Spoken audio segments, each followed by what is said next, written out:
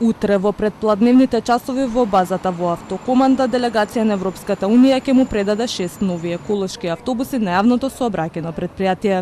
Европската Унија ги испорача 6 нови автобуси за потребите на град Скопје во рамките на програмата ЕУ за чист воздух, финансирана од Европската Унија, која е управувана од УНОПС, а ги опфаќа и Битола, Куманово и Тетово.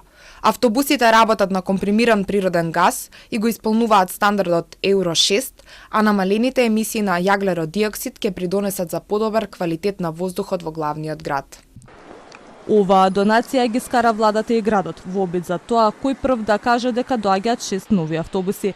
Министерот за животна средина најавува дека ќе пристигнат уште утре. Утре 6 електрични автобуси ќе се донираат на град Скопје, тоест на ЈСП, кој што и помогнавме и со од државни резерви за нафта и со нафта, позајмување на нафта за да биде во функција.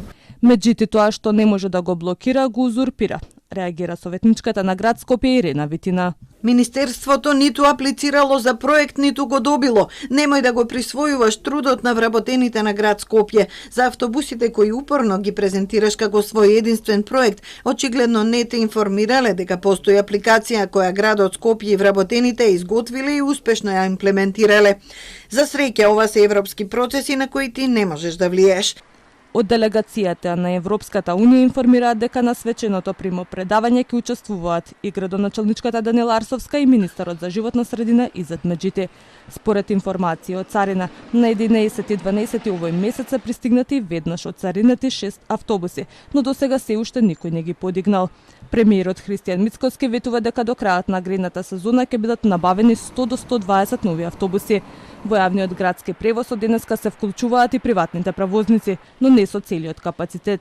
Очекуваат советниците да изгласаат зголемување на цената по изминат километар, а градската седница во среда ќе одлучи дали ќе продолжат да возат или целосно ќе запрат со работа. Проблемот со јавниот градски превоз кулминираше во четвртокот, откако поради недостиг на нафта, поголем дел од автобусите на ЈСП останаа паркирани во нивните бази.